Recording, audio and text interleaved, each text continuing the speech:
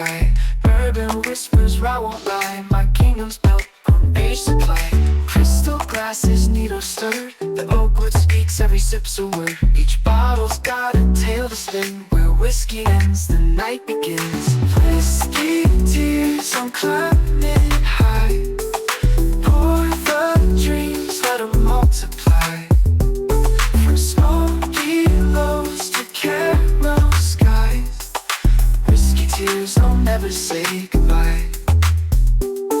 Single malt nights, they call the name. Cast strength, lovers play the game. Blends of bourbon, sweet acclaim. Every pour's a spark, a little flame. Labels shouting, I'm top shelf, but I know my heart, I know myself. Collector's pride. So when you walk through the front doors of the distillery, you are immediately going to go into what is essentially the gift shop. Cool little artifact right here on the right, but they've got everything A. Smith Bowman you could imagine to buy in here. Light up signs, they've got the pork barrel finish there, so they had the rums, everything. Even hot sauce, barbecue sauce, steak sauce, and all kinds of things that you could actually try right here on the barrel before purchasing one if you want to try it out. And I gotta tell you, they were really good. I am probably a little bit disappointed that I didn't come home with at least one of them. The steak sauce I thought was particularly good. They've got different candles, different wares, clothing, all kinds of stuff that you could purchase for the home here in the gift shop. And yes, they even have these single barrels available. $57 a bottle, one bottle per person before you move over. In front of the love sign, this is where you're gonna meet your tour guide and get ready to start your tour. This is where you're gonna start learning a lot of history about the distillery itself and distilling in Virginia, period. And then you're gonna move into the rick house, and let me tell you, I was huffing the air in here. I could not get enough of it. It was like standing in heaven. It smelled so unbelievably good.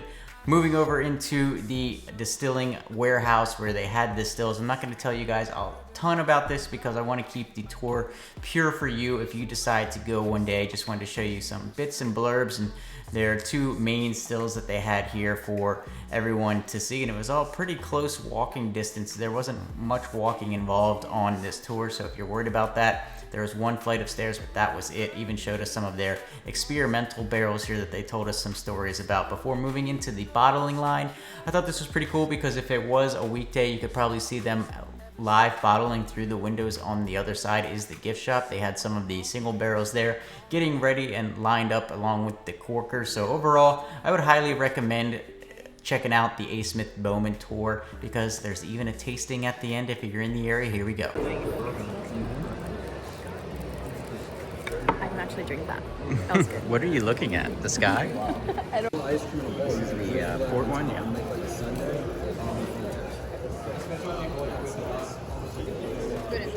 Definitely wine finish. All right, so I know y'all gonna yell at me because I didn't get a bottle of the single barrel John J. Bowman, but I've got one at home. It was $60. That's about what it's supposed to be. But one of the really interesting things about their liquor store in there is that it is technically not an A. Smith Bowman store. The distillery is not selling it itself. It's actually a Virginia ABC store that they have to then resource it back from the Virginia ABC, and then that's how they can sell it in there. But did get some goodies there today. The first one that I'm really excited about is a t-shirt. Front, not a whole lot to look at here, just a little still there, but the back, I mean, that thing is banging on the back. This shirt is awesome. I cannot wait to be wearing this one around the house and such. Then we got some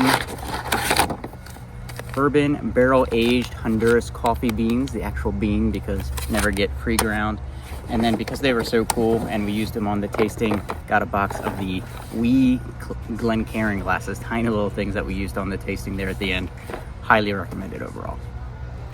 Directly after the tour, we decided to check out the Pickle and Grilled Cheese Festival because why not? It was at the fairgrounds about half a mile away, and it was interesting. I'll tell you what, I am done with pickles for about a year at this point. We had so many. All right, we got pickle Bloody Marys, and we got pickles three ways. We have a maple apple bourbon, a bee sting, and a mojito lime. We're gonna try them out. This is the whiskey one. Yeah, maple apple bourbon pickle review. Oh yeah, bourbon. Maple apple bourbon pickle review from the pickle queen herself. Ask me how I know. That's about the only way I'll take my bourbon. After the Pickle Festival, we decided to check out downtown Fredericksburg. Started at Rebellion Bourbon Bar. Really cool vibe in here overall. It was like some type of old-timey building that they repurposed here into the bourbon bar. They had a decent selection, but the prices were a little bit wild and all over the place, so I didn't get anything crazy here. We started off with some cocktails here. Hers was pretty good. Mine was, I would say, just okay.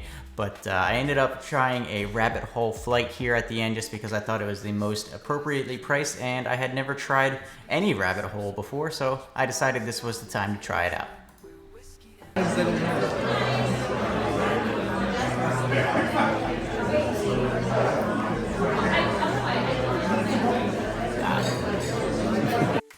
After Rebellion, we decided to go out and get dinner at Sedona Tap House. This was a short little walk down the street, even for me on crutches at the time. Had a big selection of beers and food. I ended up trying a few different things here, and overall, I would say I definitely enjoyed this place. I ordered the filet mignon with Brussels sprouts and fries. She got the shrimp and grits, and I think they were both really good.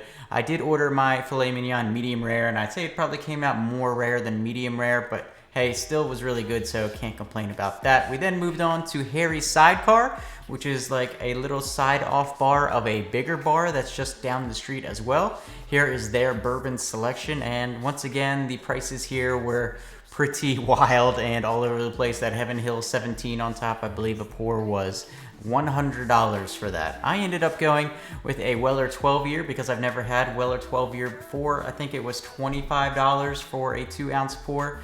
So it was decent. It wasn't anything special, I didn't think, on the Weller 12 year, but I was happy to be able to try it out and get something new to end the night for me. And for her, she ended up with some type of black raspberry, and this was maybe the cocktail of the night because I even ended up getting one. I don't remember what it was, but it was delicious. Those are freeze-dried like blackberries on top. It was so good. Hope you enjoyed.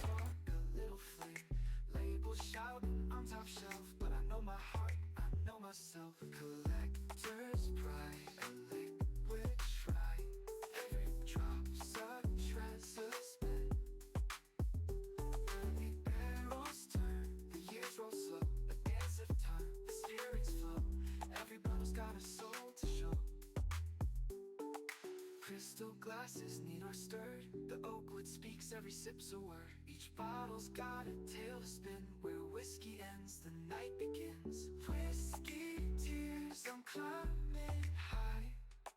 Pour the dreams, let 'em